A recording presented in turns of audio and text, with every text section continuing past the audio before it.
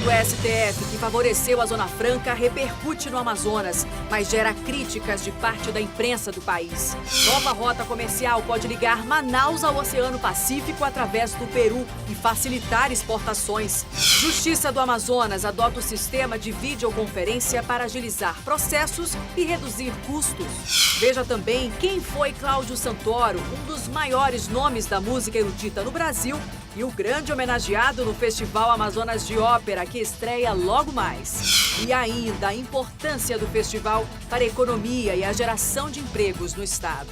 É o que você vê agora no A Crítica na TV.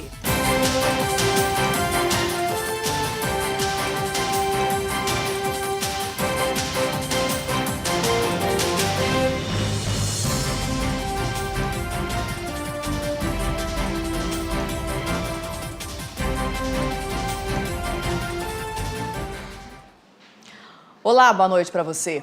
A decisão do Supremo Tribunal Federal que favorece as indústrias da Zona Franca gerou críticas de associações de fabricantes e até da imprensa de parte do país. Mas para especialistas e parlamentares aqui do Amazonas, a vitória na Justiça garante a competitividade das empresas instaladas no polo industrial.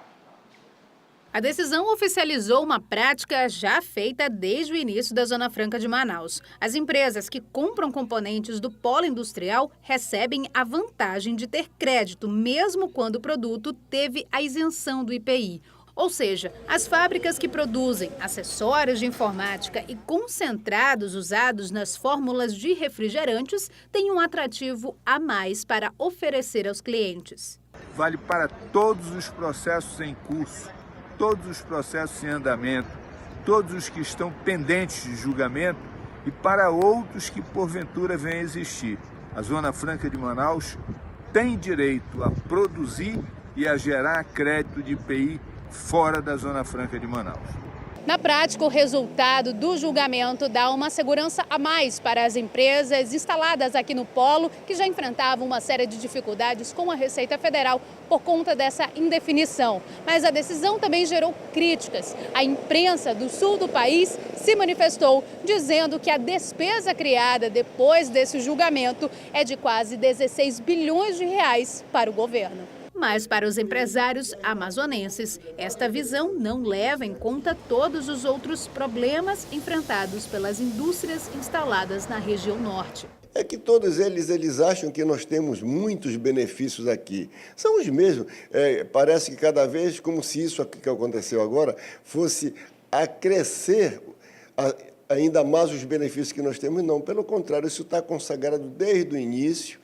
E agora realmente pacificou. Nós vamos ter aqui todos os nossos componentistas, empresas de componentes tranquila, inclusive a parte dos concentrados, que teve aquele baque recentemente. Isso tudo vai ser favorável para nós. Para o Centro das Indústrias do Estado do Amazonas, o julgamento no STF é apenas uma fase para a consolidação do modelo. E é preciso focar em mais estratégias para fortalecer a produção industrial aqui. E mudarmos de atitude, deixarmos de ser só reclamões, deixarmos de ser espectadores, passamos a ser protagonistas e propositores na participação, na elaboração da reforma tributária, que é necessária para o país, e nós sabemos das nossas excepcionalidades, temos o governo do Estado a obrigação de oferecer ao governo federal as nossas sugestões, contribuições, para que a reforma tributária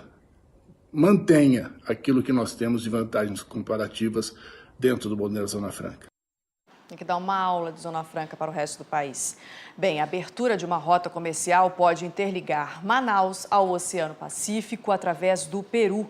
Isso, na prática, deve agilizar as exportações da Zona Franca, diminuindo o tempo de transporte dos produtos pela metade. O assunto foi discutido hoje por representantes dos dois países. A proposta é implantar uma rota que começa no Porto de Paita, no Oceano Pacífico, passa por Tabatinga, Manaus e depois Peru. O estudo foi apresentado nesta reunião na sede da Secretaria de Planejamento do Estado. São 941 quilômetros de rodovia e mais 2.780 de hidrovia, que podem ser percorridos em até 12 dias. Atualmente, a logística do Pacífico a Manaus leva o dobro do tempo e é feita pelo Canal do Panamá. O que nós temos que fazer é definir a viabilidade dessa rota com base em testes práticos. É isso que nós estamos buscando agora para identificar se há ou não algum entrave durante o processo, remover esses entraves e fazer com que ela seja viável. Esse aqui é o grande ponto, é fazer com que ela seja viável. Um estudo da Fundação Getúlio Vargas sobre a Zona Franca de Manaus mostrou que um dos pontos fracos do modelo é com relação à exportação. Atualmente, o Amazonas tem apenas 3 principais rotas de escoamento da produção. Se o acordo bilateral for firmado e a rota comercial implantada, o sistema logístico do Estado deve se tornar mais competitivo. Essa rota pelo Pacífico faz com que nós possamos chegar ao Pacífico, né, que são os nossos mercados, China, Coreia, de uma maneira mais rápida, colocando nosso produto de uma maneira competitiva, de um custo mais baixo. O diretor do Escritório Comercial do Peru no Brasil participou da reunião.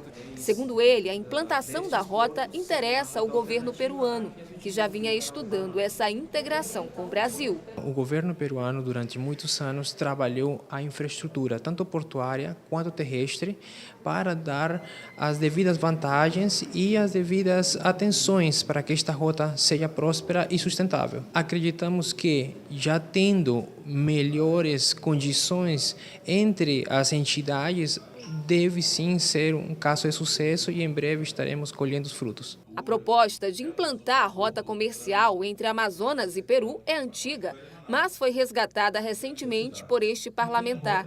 Segundo ele, até novembro, os testes na nova rota devem ser realizados. E que a gente consiga, aperfeiçoar essa rota. Muitos testes precisam ser feitos ainda. Nós queremos dar início para que no futuro próximo nós consigamos fazer um comércio forte do Brasil com o Peru e de Manaus com o mundo, reduzindo o tempo, que geralmente dura 24 dias, reduzindo para 12 dias. O Ministério Público Federal firmou um acordo com a mineração Taboca para apoio financeiro a projetos ambientais. Com isso, a empresa deve adotar medidas previstas em um termo de ajustamento de conduta para compensar os impactos causados ao meio ambiente. No total, o acordo estabelece que vão ser destinados pela mineradora quase 8 milhões de reais. A empresa é alvo de ações extrajudiciais que tramitam no órgão e se comprometeu a compensar os possíveis danos causados pela atividade de extração de minério em operação na mina do Pitinga, em Presidente Figueiredo. Entre as obrigações está o monitoramento da qualidade da água em igarapés, além de produção de um documentário educativo sobre o desmatamento na Amazônia. O prazo para a entrega dessas ações, dessas mudanças, termina em julho deste ano. E o descumprimento implica em multa diária de 5 mil, podendo chegar a 20 mil reais.